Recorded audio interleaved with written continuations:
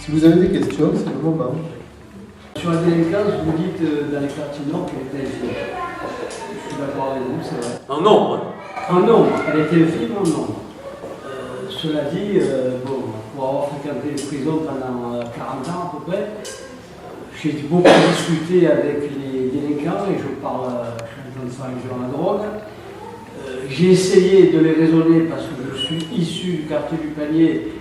J'ai connu, j'ai côtoyé, au moins côtoyé la misère et je sais que le parcours pour arriver à réussir est extrêmement difficile. Comme je disais un jour, entre le panier qui pourrit ses fruits et la bonne mère qui les sauve, il n'y a jamais que les autres ports à traverser. Mais à traverser n'est pas facile.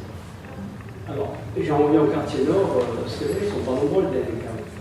Ils ne sont pas nombreux, mais sachez, vous le savez très certainement, qu'une tour dans les quartiers nord a un chiffre d'affaires journalier qui est de peut-être 300 à 400 000 euros. C'est-à-dire que les familles qui sont composées de gens parfaitement respectables, à un moment donné, elles le cèdent. Elles le cèdent parce que le petit qui vend de la drogue, qui est capable de ramener 300, 400 euros, voire plus à la maison tous les jours, eh bien celui-là, il faut vivre la famille. Et je rebondis sur l'aspect politique des choses. Les hommes politiques ont-ils intérêt à ce que ça cesse vraiment? Des quartiers nord, des quartiers populaires en France, sans la délinquance, sans la drogue, avec les profits qu'elle apporte, est-ce que ce ne serait pas peut-être le commencement d'une révolution dans ce pays qui va mal? Question de peut-être. Je pense que dans le public, beaucoup sont aussi compétents, même plus compétents que moi pour répondre à ce genre de questions. Je veux simplement prendre un aspect de la question. Je parle d'infime minorité. Mais je reconnais, j'en ai encore parlé dernièrement avec un ami, vous savez, on a un certain nombre à l'issue de la promenade à se retrouver dans un bistrot du quartier de Saint-Antoine. On refait un peu le monde, il y a un peu de tout.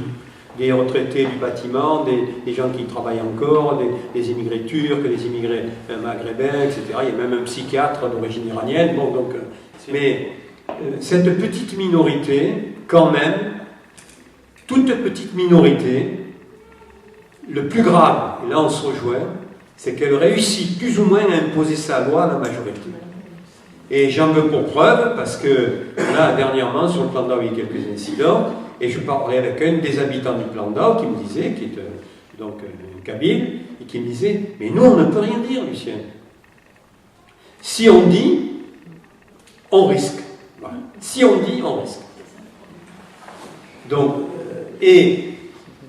j'entends bien, j'ai discuté avec le préfet de police, là où les préfets de police qui se sont succédés, et c'est vrai qu'il y a des opérations qui arrivent, on le voit à la Castellane, qui viennent déstabiliser ce trafic, mais ils se refont très vite.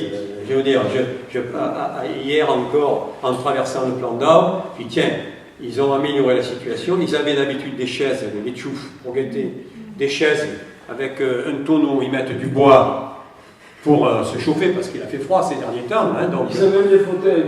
Alors, des fauteuils, mais là, attendez, c'est mieux, ils ont mis un comptoir, là. Hein.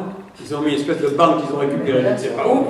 Elle est devant l'épicerie du plan d'Ao, vous pouvez la vérifier. J'espère qu'elle est encore, je ne sais pas si elle est encore, pas que je l'espère. Et je dis, voilà, mais il s'installe, quoi. Là, il ne manque plus qu'à mettre les shops qu'on a vu dernièrement dans le journal, le tableau où ils avaient annoncé les prix dans la marchandise et la qualité. Voilà, voilà. Alors là, je ne sais plus, moi, je n'ai pas de réponse.